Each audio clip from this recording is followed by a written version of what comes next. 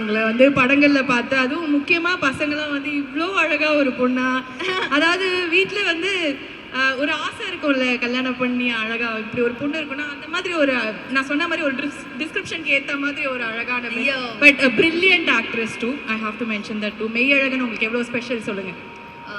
மெய்யழகன் ரொம்ப ரொம்ப ஸ்பெஷல்.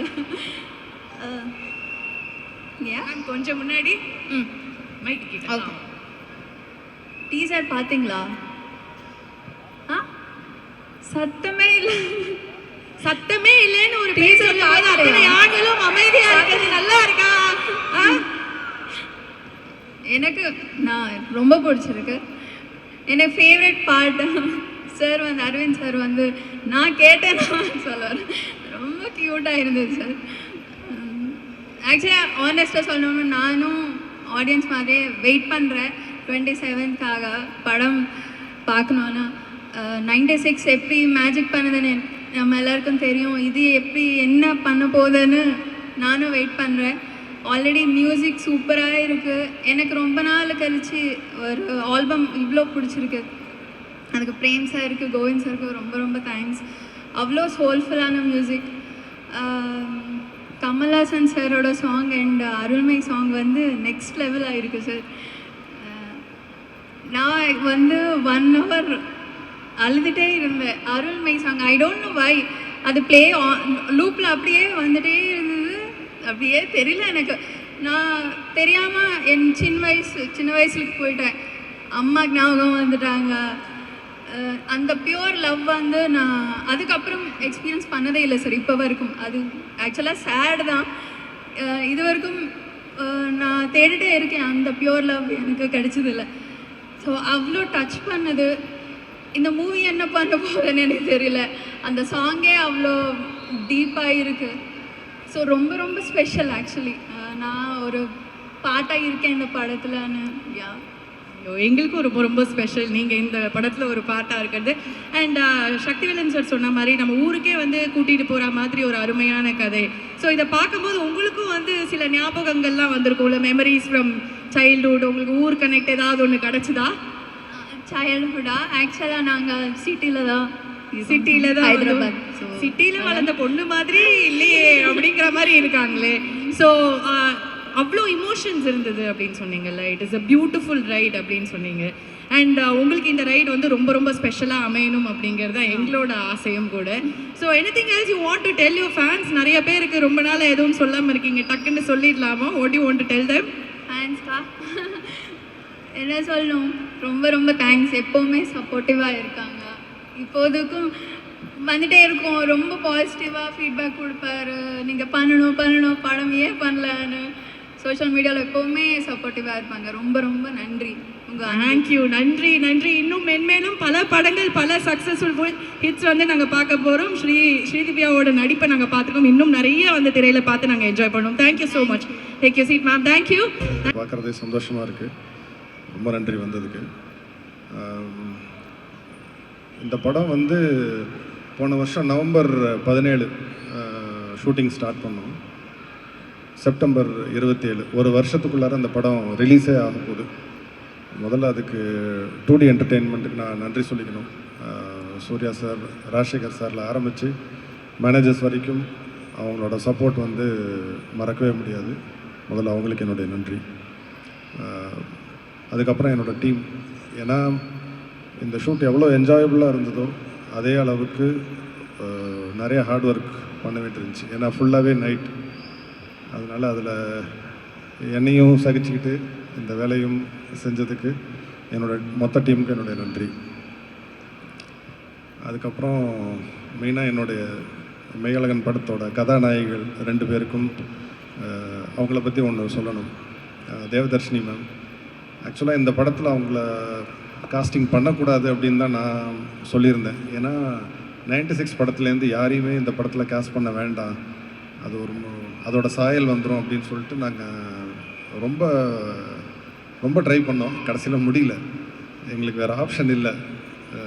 அதனால் கடைசியில் நாங்கள் அவங்களே தான் காஸ்ட் பண்ண வேண்டியதாக ஆகிடுச்சு. ரொம்ப நன்றி ma'am. It's a memory for me. And Sri Divya அவங்கள வேற ஒரு கேரக்டருக்காக நான் ஃபஸ்ட்டே அப்ரோச் பண்ணேன். பட் இதே படத்தில் ஒரு தங்கச்சி கேரக்டருக்கு அவங்களால அதை பண்ண முடியல. இருந்தாலும் விடலை. திரும்ப அடுத்தது ஒரு 6 மாதம் கழித்து இன்னொரு ரோலுக்கு போய் அப்ரோச் பண்ணோம். அவைலபிளாக இருந்தாங்க. அது இவங்க 2 பேருமே இந்த ரோலை எவ்வளோ அழகாக பண்ணாங்கங்கிறத நீங்கள் படத்தை பார்க்கும்போது உங்களுக்கு தெரியும். Thank you so much. அடுத்தது இப்போ ரிலீஸ் நெருங்க நெருங்க எனக்கு கார்த்தி சாரும் அரவிந்த் சாரும் 2 இண்டிவிஜுவல்ஸாக எனக்கு தெரியல. எனக்கு ஒரு இதாக தான் எனக்கு தெரியுது. ஏன்னா படத்தில் அப்படி தான் இருக்குது. ஒரு பாட்டே நாங்கள் அந்த 2 கேரக்டர்ஸோட இதில் நாங்கள் வச்சுருக்குறோம். ஸோ அப்படி தான் இருந்தது. ஆக்சுவலாக ஷூட்டிங் முடிய போகிற ஸ்டேஜில் வந்து அப்போவே நாங்கள் மொத்த டீமுமே மிஸ் பண்ண ஆரம்பிச்சிட்டோம்.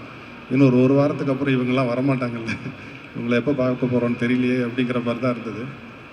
ரொம்ப நன்றி சார் 2 பேருக்குமே. அண்ட் இந்த படம் எதை பற்றி பேச போகுது அப்படின்னா, இப்போ சமீப காலமாக வந்து வெறுப்பு, எதிர்மறை சிந்தனைகள் வந்து ரொம்ப ஒரு நடைமுறை ஆயிடுச்சு, ஒரு வழக்கம் ஆயிடுச்சு. ஸோ அதை வேண்டாம், அதை விடுங்கன்னு சொன்னால் நம்மளால் விட முடியாது. ஸோ வேறு ஏதோ ஒரு விஷயத்தை வச்சு தான் அதை நகர்த்த முடியும். அது வேறு ஒன்றுமே கிடையாது. அன்புங்கிற ஒரே விஷயந்தான்.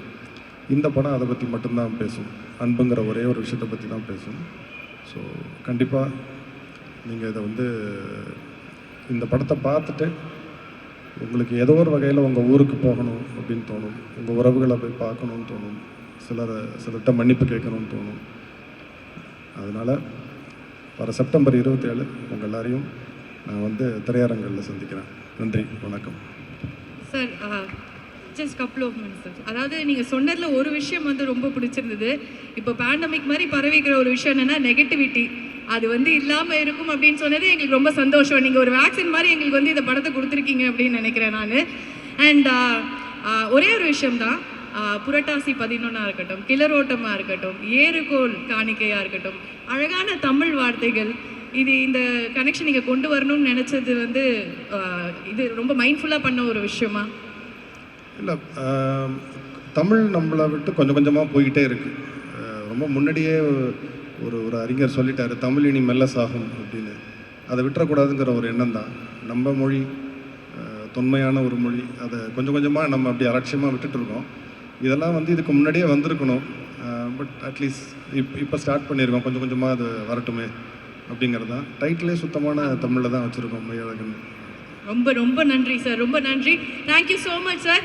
அண்ட் ஐம் ஷுர் நம்மளுக்கு வந்து ரொம்ப அழகான ஒரு படைப்பை வந்து Premkumar sir. Firstly, I'd like to thank Prem sir for writing such a beautiful story. இவ்வளோ ஒரு அழகான ஒரு புத்தகத்தை எழுதி என்கிட்ட என்ன நினச்சி நான் நடிக்க முடியும்னு நினச்சி என்கிட்ட வந்து என்னை அப்ரோச் பண்ணதுக்காக ரொம்ப நன்றி. இந்த வாய்ப்புக்காக ரொம்ப நன்றி. அண்ட் இது ரொம்ப ஒரு அழகான கதை.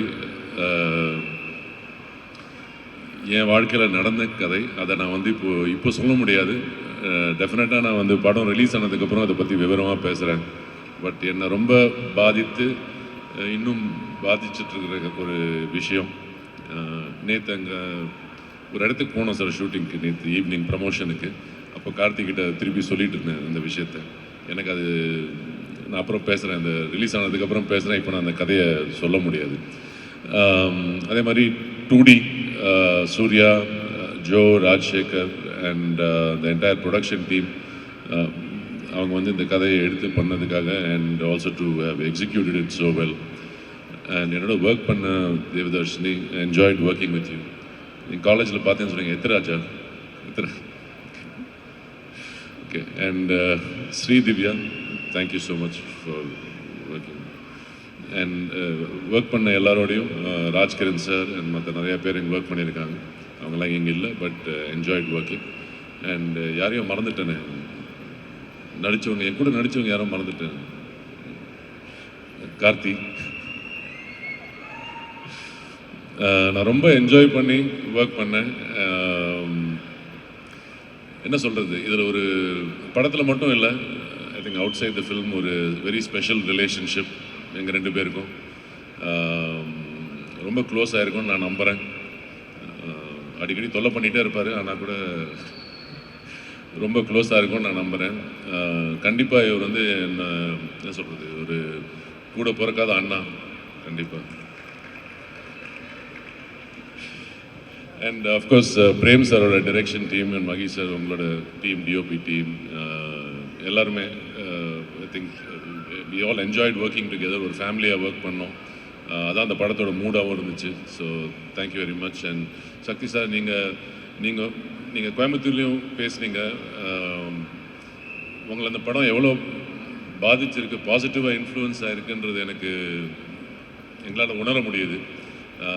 அதே மாதிரி 27க்கு அப்புறம் எல்லா ஆடியன்ஸுக்கும் அதே மாதிரி ஒரு எமோஷ்னல் கனெக்ட் வரும்னு நான் நம்புகிறேன். அண்ட் வரணும்னு வேண்டிக்கிறேன். தேங்க்யூ. இப்போ நான் வரலாம் சார். அதாவது இப்போ பஸ்லலாம் போகும்போது யாராவது ஒருத்தர் ஒரு சீட்டில் போயிட்டோன்னு வச்சுக்கோங்களேன், சிங்கிளாக பக்கத்தில் யாராவது வந்து உட்காருவாங்க. சில பேர் என்ன பண்ணுவாங்க, ஆமாம் அப்புறம் எந்த ஊருக்கு போகிறீங்க, அந்த ஸ்டாண்டிங் வந்துருமா, என்ன சாப்பிட்டீங்க, நெக்ஸ்ட் எப்போ நிறுத்துவாங்கன்னு ஏதாவது கேட்டு இருப்பாங்க. இப்போ எதுக்கு நீ என்கிட்ட இவ்வளோ பேசுகிற அப்படிங்கிற மாதிரி ஒரு லுக் ஒன்று விடுவோம் தெரியுமா. அந்த மாதிரியே டீசர் ஃபுல்லாக வந்து இருந்தது. தொல்லை பண்ணிகிட்டே இருக்க மாதிரி, அதாவது ஏதாவது ஒன்று கேட்டால் இருக்கு, ஏன் நீ இப்படி பண்ணுற அப்படிங்கிற மாதிரியே ஒரு லுக் இருக்குது உங்களுக்கு. கார்த்தி சார் வந்து அந்த மாதிரி அது ரொம்ப க்யூட்டாக இருந்தது பார்க்க. ஷூட்டிங் ஸ்பாட்லலாம் எப்படி சார்? அதே தானா? அட கடவுளே, வெள்ளேந்தியாவே வளர்த்துட்டாங்க சார். அந்த மாதிரி என்ன சார் பண்ணுவாங்க?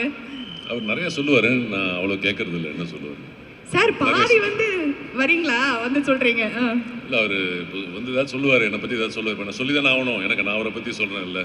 ஸோ ஏதாவது ஒரு ரிட்டர்னுக்கு ஏதாவது ஒன்று வந்து சொல்லி, அதெல்லாம் நம்பாதீங்க. எதுவும் நம்ப மாட்டேன் சார், அத்தனையும் உண்மையாக தான். இல்லை, நான் சொல்கிறது உண்மை. இப்போ அவர் வந்து அவர் கொடுக்க போது வந்து ரியாக்ஷன். இப்போ நான் சொன்னதுக்காக ஏதாவது சொல்லுவார், இல்லாட்டி மேடையில் வந்து நல்ல விஷயமா சொல்லியிருப்பாரு. இப்போ என்னை பற்றி ஏதாவது ஒன்று கிண்டல் பண்ணணும், ஏதாவது ஒன்று சொல்லணுமேன்றதுக்காக ஒன்று சொல்லுவார். இப்போவே டிஸ்க்ளைமர் போட்டீங்க நீங்கள். எனக்கு தெரியும் என்ன நடக்க போகுது. ஓகே. அண்ட் உங்களுக்கு இந்த மாதிரி சொந்தங்கள்லாம் இருந்திருக்கா சார்? நான் ஏதாவது இந்த மாதிரி ரொம்ப படுத்தி அப்படியே நச்சு பண்ணுறேன். இல்லை, ஆக்சுவலாக அந்த டீசரில் வர விஷயம் தான் படம் இல்லை. அந்த டீசரில் வர அந்த சீக்வன்சஸ் அது டீசர், அது வந்து ஒரு போர்ஷன் தான். இன்னும் நிறைய டெப்த் இருக்குது ஃபில்முக்கு. ஓகே. அண்ட் அது மட்டும் இவர் என்னை இரிட்டேட் பண்ணுறது மட்டும் இல்லை. எங்களுக்கு அவ்வளோதான் சார் காமிச்சாங்க. அதனால அதுலேருந்து நாங்கள் வந்து ஒரு கேள்வி கேட்டுட்டோம். அண்ட் அது ரொம்ப நல்லா இருந்தது, பார்க்க ரசிக்கிற மாதிரி இருந்தது. அது ஒரு வெள்ளேந்தியான ஒரு குணம், ஒரு பிள்ளை, நல்ல பிள்ளை. எங்களுக்கு தெரியும் எங்கள் பிள்ளையை பற்றி, அந்த மாதிரி தான். அண்ட் நீங்கள் வந்து அதாவது நாங்கள் முதலே சொன்னோம், பயங்கர அந்த அழகான மாப்பிள்ளை தமிழ்நாட்டுக்கே நீங்கள் அப்படி தாங்க அந்த மாதிரி இருந்த ஒருத்தர் வந்து இப்போ பயங்கரமான ஒரு டெரராக வந்து இந்த வில்லனாலாம் பண்ண ஆரம்பிச்சிட்டீங்க. இப்போ பார்த்தீங்கன்னா வந்து அப்படியே தூக்கிட்டு போய் கிராமத்துக்கு கூட்டிகிட்டு போயிட்டு ஒரு பெரிய ரவுண்ட் அடித்து ஒரு பயங்கர எமோஷனல் ரைடு வந்து கொடுத்துருக்காங்க. How special this is to யூல? This is a very special film for me. இந்த மாதிரி ஒரு கதை, இந்த மாதிரி ஒரு ஸ்கிரிப்ட் அண்ட் இந்த மாதிரி ஒரு எக்ஸ்பீரியன்ஸ் வந்து ஐ திங்க் நான் 1990 ஆரம்பித்தேன். very few films have given me this kind of positivity and this kind of it. So it's very special. I think Prem is the creator, so all credit to him. சரி, நீங்கள் போகிறதுக்கு முன்னாடி ஒரே ஒரு கேள்வி தான் சார். எல்லாருமே வந்து அரவிந்த் சாமி மாதிரி மாப்பிள்ளை, அரவிந்த் சாமி, இது எவ்வளோ தடவை உங்கள் காதுக்கு வந்திருக்கு? அதை கேட்கும் போது உங்களுக்கு என்ன சார் தோணும்? அவங்களுக்குலாம் என்னை பற்றி தெரியாதுன்னு தோணும். என்ன சார் இப்படி சொல்கிறீங்க? நிஜம் அதான் நிறைய நிஜம். அவர் தலையாட்டுறாரு பாருங்க. என்ன? ஆமா, அவர் அக்ரி பண்றாரு பாருங்க. இல்ல, எத்தனை பசங்க வந்து ஏங்கிட்டு இருந்தாங்க, நம்ம இந்த மாதிரி இல்லையே, இத்தனை பேர் நம்ம மேல ஆசைப்பட்ட, ஓ காட் நம்ம வந்து அரவிந்த் சாமி மாதிரி இல்லையே, எவ்வளவு பசங்களே ஃபீல் பண்ணிருக்காங்க. அதெல்லாம் ஒரு ஏதோ ஒரு சின்ன வயசுல ஒரு ரோல் பண்ணும்போது அந்த ரோலை பார்த்து நான் இப்படி தான் இருக்கேன்னு நம்பிடுறாங்க. சார் இப்போ அப்படிதான் சார் இருக்கீங்க, எப்படி பார்த்தாலும் நான் போஸ்டரே அப்படி பாப்போம். சினிமால அந்த மேஜிக் இருக்குல்ல, நிறைய பேர் வந்து சினிமால பண்றத பார்த்துட்டு அவங்க எல்லாம் அப்படிதான் இருப்பாங்க ரியல் லைஃப்ல நம்புறாங்கல்ல. சரி, சீக்ரெட்டா சொல்லுங்க, அப்படியே வந்து அப்படி இருக்கு உங்களை பத்தி தெரியாதுன்னு சொன்னீங்க, என்ன பண்ணுவீங்க அப்படி? இல்ல, நிறைய விஷயம் தெரியாது. அப்படி எல்லா விஷயமும் தெரிஞ்சதுன்னா நீங்க அந்த மாதிரி சொல்ல மாட்டீங்கன்னு. Okay, thank you sir, thank you so much, and definitely this is going to be a super duper film for you, for every one of us. ஏனா எங்களுக்கு தெரியுது எவ்வளவு அழகான விஷயம். Most importantly, it will be a super duper film for the audience. Yes. It's not about எங்க எல்லாருக்கும். Definitely, thank you. ஒரு நல்ல ஒரு எக்ஸ்பீரியன்ஸ் எங்களுக்கு கொடுக்க போகுது, அண்ட் ஃபீல் குட்டா அழுவீங்கன்னு சொல்லியிருக்காரு. அது வந்து எங்களுக்கு வேணும் சார், அதுதான் வந்து முக்கியமா. Thank you sir, and so sweet of you always. Thank you sir, thank you so much. என்ன மாமா சௌக்கியமா? நன்றி, ரொம்ப நன்றி, ரொம்ப சந்தோஷம்.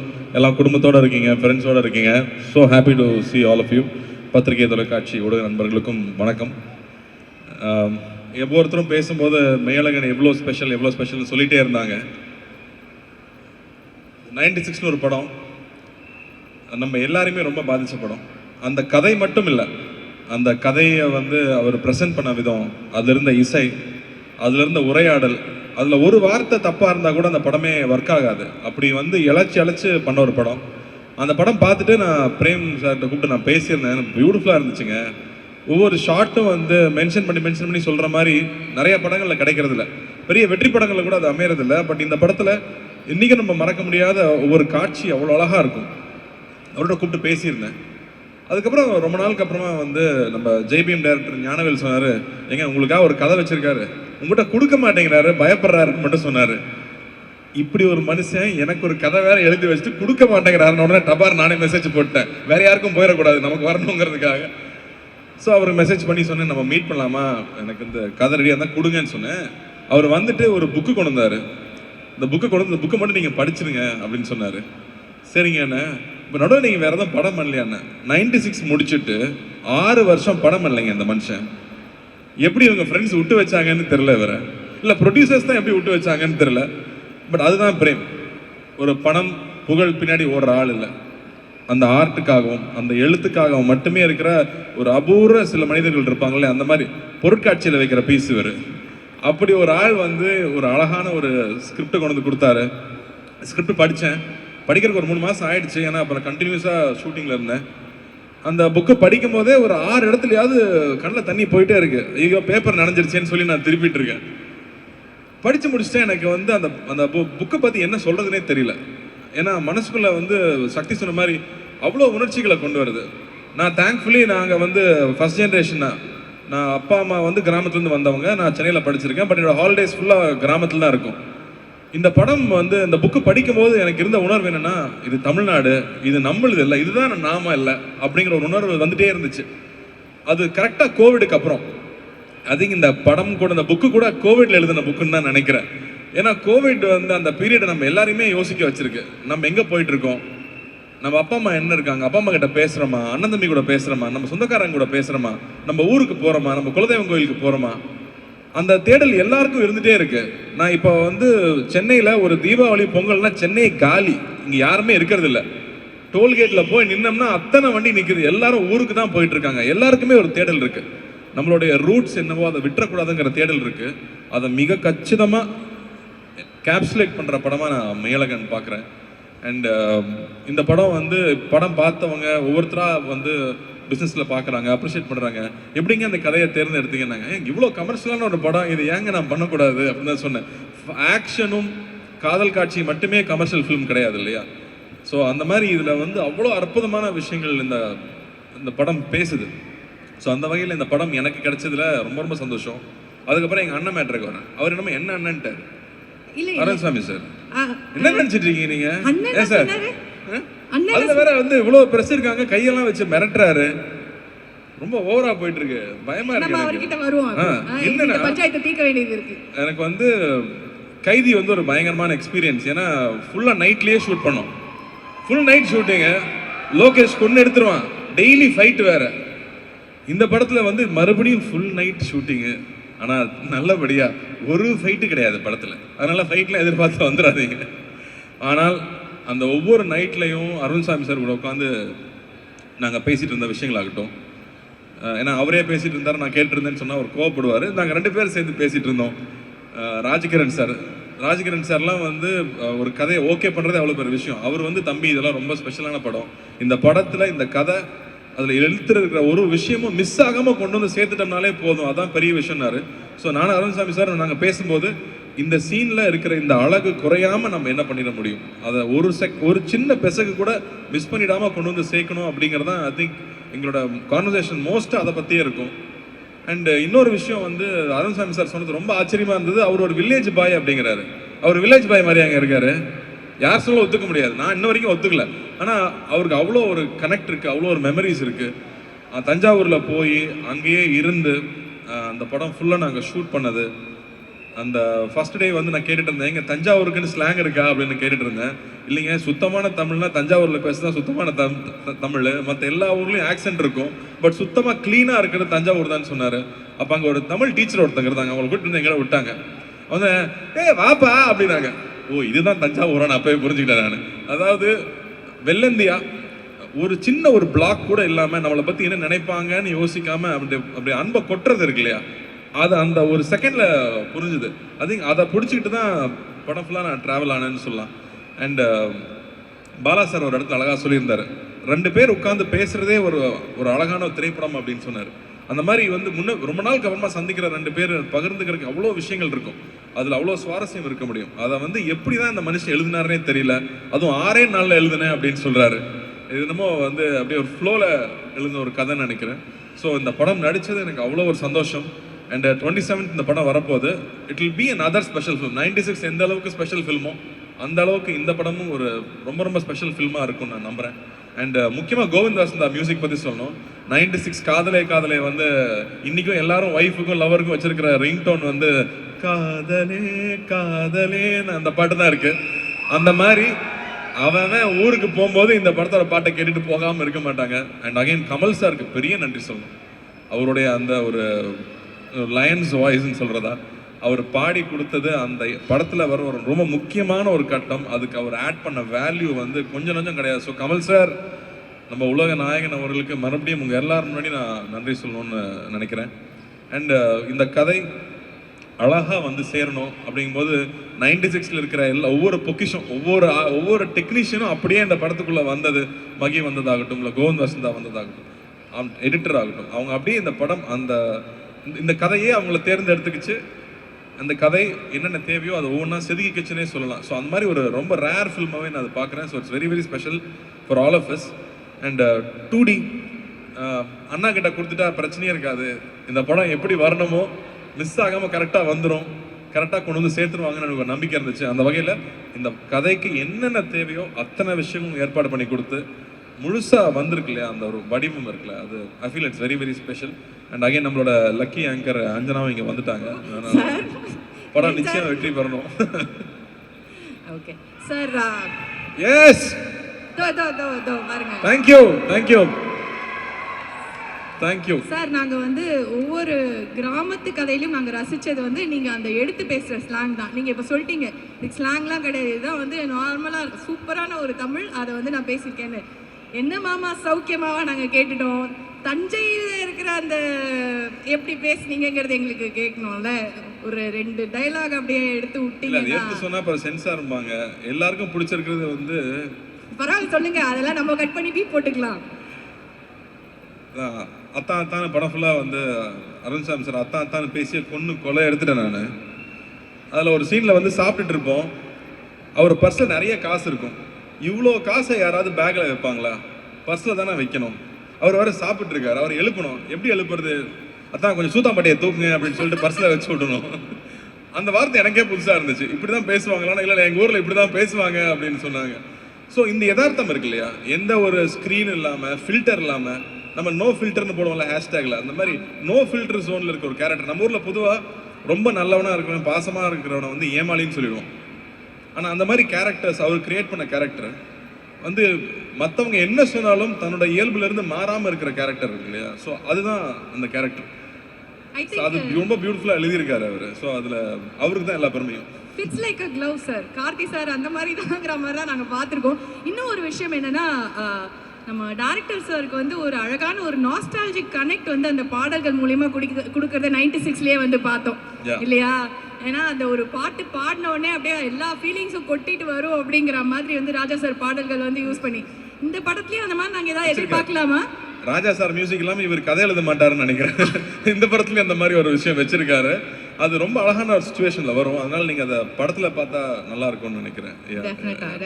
அண்ட் வந்து நான் கேட்டேன், ஏங்க இது வந்து அபவ் 35 இருக்கவங்க எல்லாருக்கும் ரொம்ப பிடிக்கும், 20ஸ்ல இருக்கிற பசங்களுக்கு பிடிக்குமா, இந்த மாதிரி ஒரு நாஸ்டாலஜிக்கான ஒரு கதை பிடிக்குமான்னு கேட்டால், இல்லைங்க நான் ஃப்ரெண்ட்ஸுக்கிட்ட சின்ன பசங்கிட்ட வந்து படிக்க ஆரம்பித்தேன்.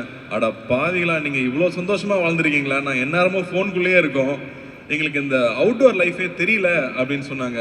இந்த மாதிரி சொந்தங்கள் இருக்குன்னு தெரியலன்னு சொன்னாங்க. ஏன்னா இங்கே எல்லாருமே சிங்கிள் சைல்டு ஆயிடுச்சு. ஸோ அப்போ அத்தை மாமா சித்தப்பாங்கிற அந்த சொந்தங்களே இல்லாமல் போயிடுது, கசின்ஸுங்கிற விஷயமே இல்லாமல் போயிடுது இல்லையா. ஸோ அப்படி இருக்கும்போது அவங்களுக்குமே இது ரொம்ப புது எக்ஸ்பீரியன்ஸாக இருக்கும்னு நான் நம்புகிறேன்.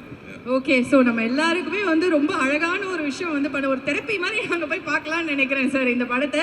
அண்ட் சரி, ஏதோ உங்களை ரொம்ப தொல்லை பண்ணுறேன்னு சொல்லிட்டே இருந்தார் அவர். படத்தில் இருக்க மாதிரியே தொல்லை பண்ணுறேன். என்ன அப்படி தொல்லை பண்ணீங்க?